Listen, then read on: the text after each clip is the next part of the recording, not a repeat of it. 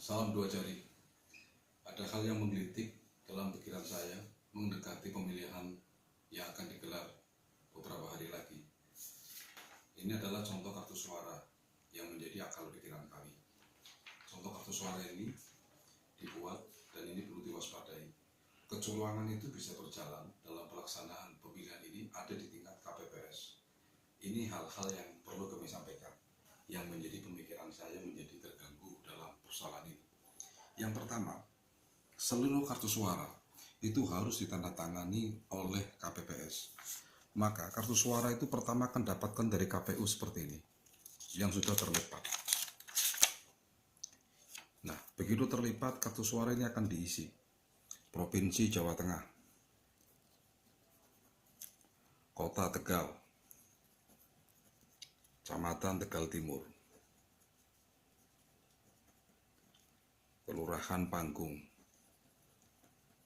TPS 1, dan di sini ditandatangani oleh KPPS. Nah, ketika di sini barangkali tidak masalah.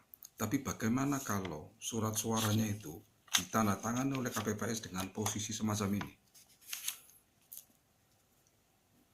Jateng dia menuliskan satu titik saja, kemudian Tegal titik lagi misalnya. Ini otomatis akan tercoblos ke belakang. Dan kalau tercoblos ke belakang, siapa yang akan diuntungkan? Inilah kerawanan di dalam pemilihan yang akan digelar pada tanggal 9 Juli nanti. Sehingga seluruh relawan dan seluruh saksi dimohon untuk bisa meminta dan mengawasi ketika KPPS menandatangani kartu suara. Harus dalam kondisi tertutup semacam ini. Tidak boleh dibuka.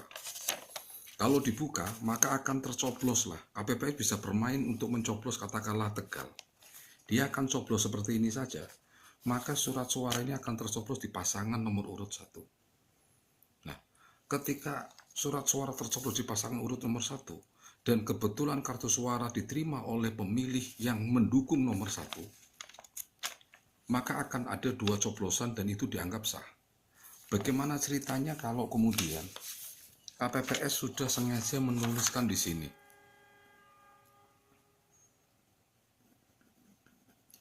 kemudian dia tekan dalam-dalam, kemudian itu didapatkan oleh pemilih yang mendukung Pak Jokowi, dicoblos di sini, maka akan terjadi 2 kali pencoblosan dan itu akan dianggap tidak sah.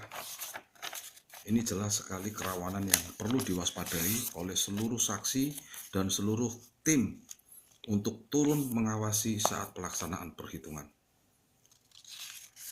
Nah, kemudian yang perlu lagi diawasi di dalam pelaksanaan, dalam coblosan ini sebetulnya saksi masih bisa. Kalau coblosannya rusaknya ke dalam gambar, maka jelas ini dicoblos oleh KPPS. Karena kalau dicoblos oleh pemilih, pasti yang rusaknya ada keluar. Nah, ini kerawanan yang perlu kita waspadai bersama-sama.